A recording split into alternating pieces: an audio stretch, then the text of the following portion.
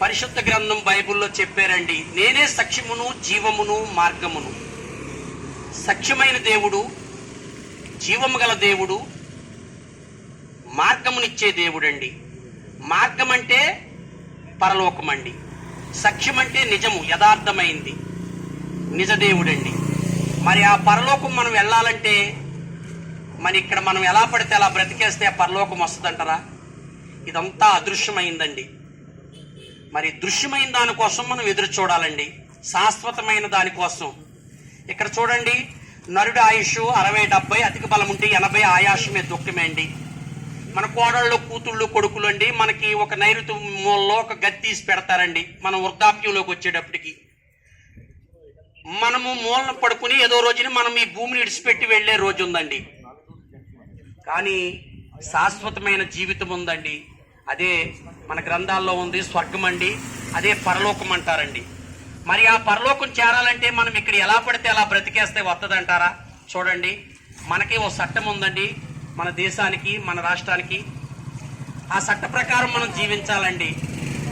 మనం ఏదైనా తప్పు చేస్తే మనకు కోర్టులు ఉంటాయండి, పోలీసు వారు ఉంటారు, శిక్షలు ఉంటాయండి. మనకి ఆ చట్టరీత్యా మనకి జైల్లో పెడతారండి. మరి మనుషులుగా మనకి ఇటువంటి చట్టం ఉన్నప్పుడు సర్వ ప్రపంచాన్ని సృష్టించిన, సర్వమానవాల్ని సృష్టించిన, ఆకాశము, భూమి, గాలి, నీరు, అగ్ని, పంచభూతములు కలగజేసిన దేవుడికి చట్టం లేదంటారా? ఈ భూమి మీద మనం ఎలా పడితే అలా బ్రతికేస్తే చెల్లిపోద్దంటారా? ఒక్కసారి ఆలోచన చేయండి. మీ గుండెల మీద చేసుకుని, పాపం నుంచి వచ్చిన జీతం మరణం అన్నారండి పరిశుద్ధ గ్రంథం బైబిల్లో. ఆ మరణం అంటే ఈ లోక మరణం కాదండి, ఆత్మీయంగా మరణం.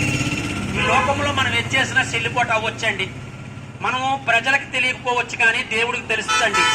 మనం పాపం చేసినా, పుణ్యం చేసినా, మంచి చేసినా, చెడ్డ చేసినా ప్రజలు కప్పి పెట్టొచ్చండి. ప్రజల్ని మనం మోసపుచ్చొచ్చు, కానీ దేవుణ్ణి మోసపుచ్చలేమని మీకు తెలుసు, మాకు తెలుసు. కానీ మనం ఇక్కడ ఏం చేసింది దేవుడు అక్కడ ముద్రడిపోద్దండి.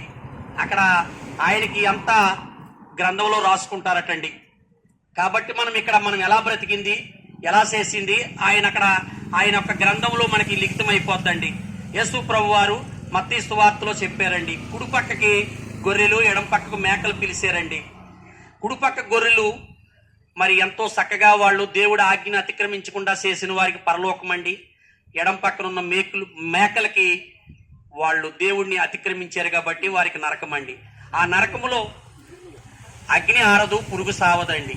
మరి కాబట్టి ప్రియ సహోదరి సహోదరుడా, మనం బ్రతుకుండగానే ఆ నిజదేవుణ్ణి తెలుసుకుని ఆ నిత్యలోకానికి చేరాలని మేము ఈ గ్రామం వచ్చామండి. కాబట్టి ఆ నిజం తెలుసుకోండి, ఆ యేసుక్రీస్తు ప్రభువుని నమ్మండి, విశ్వసించండి, రక్షణ పొందండి, యథార్థంగా జీవించి ఆ పరలోకం చేరుతారని మిమ్మల్ని బట్టి మేము దేవుణ్ణి వేడుకుంటున్నాం. ఆమేన్, ఆమేన్.